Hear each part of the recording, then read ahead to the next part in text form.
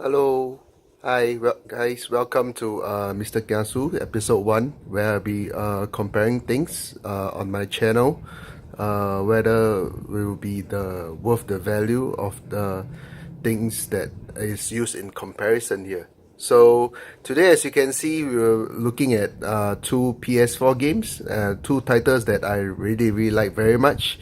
One which is the Final Fantasy 15, and the other is the Tales of Zesteria from the Tales series. Okay, so for Final Fantasy, I bought it for around like $80, I believe, when it's just released. And for Tales of Zesteria, it's around the same price, but it's slightly lesser. Probably I would say about close to $70. So it's around $10 difference. So okay, let's just talk a small little history between both titles. All right, let's talk about Final Fantasy first. Okay, for Final Fantasy, it's been around for 30 years. Since 1987, Final Fantasy 1 has been released. To me, this game is more westernized. This title is more westernized, and there's quite a lot of good things and bad things about this game. The good things being that it's an open world, and it's very the graphics is very intense and very detailed, and the cutscenes is the graphics is amazing. Okay, and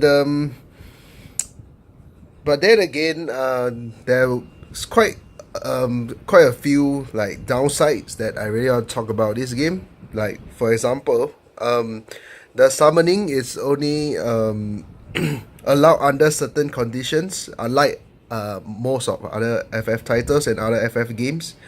And the angle of the camera angle between combat is really difficult to see sometimes, especially when you're fighting like important bosses, right?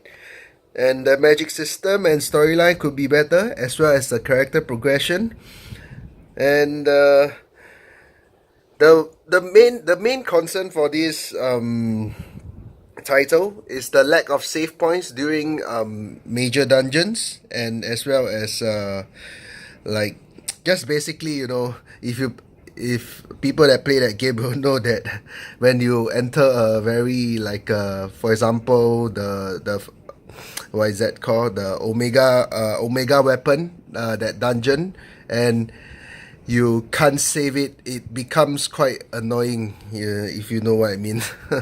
So actually overall, I would give this Final Fantasy 15 out of 5 star. Probably I will give it a 4, just because of how much I love this series, as well as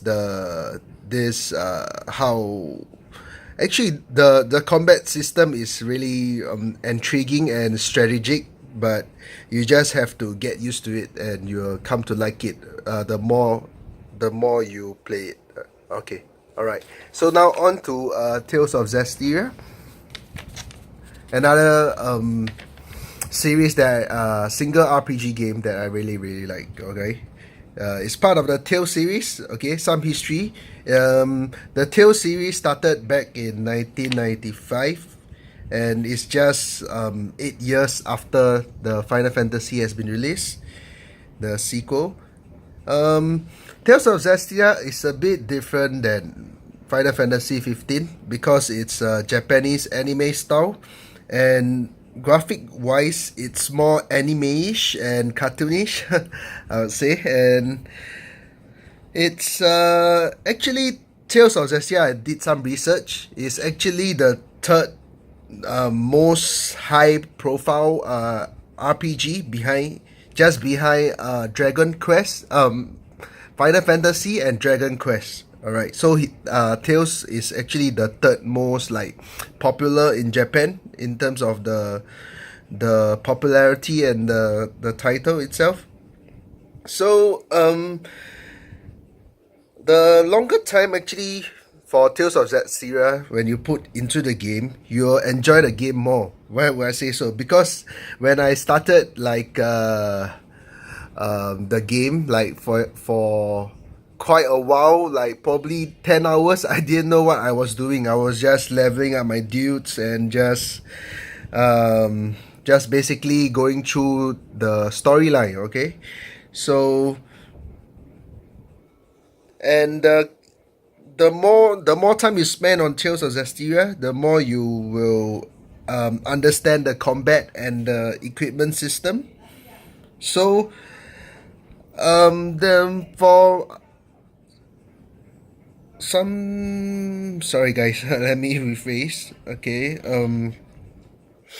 for Tales of Zestiria, there's a better character development, especially the when it comes to female protagonists. Okay, for Final Fantasy, we only know there's only one female protagonist, that is Lightning, which defies a cool and like sort of unhappy kind of female character, which have mixed reactions, but generally the fans don't for Final Fantasy fans don't really like that idea. So but for Tales series aside, for example Tales of Zelia, Mila is somewhat similar to Lightning, but the reception towards her would be much better because on how the game builds up her character from being a cool and unglam main female lead to becoming like sort of a leader that everyone respects and likes. Yeah, so in terms of character progression, I would say Tails would be a better choice here. Yeah. Okay, so to sum it up, for both games, Final Fantasy and Tales of Zestiria, which I both really like. For Tales, it would probably be something to look out for if you are already a fan of like JSRPG, sorry, and already a fan of the Tales series. But not so much if you are looking into some new if you are looking into new as in if you are looking into a new SRPG, as in this is the first time you touch Tales. But for Final Fantasy, for its reputation and everything else, it's both are definitely worth a buy. If I have to choose one, I will probably go for Final Fantasy 15, which recently, if you guys know, had an expansion called Final Fantasy 15 Comrades, which is a multiplayer online game.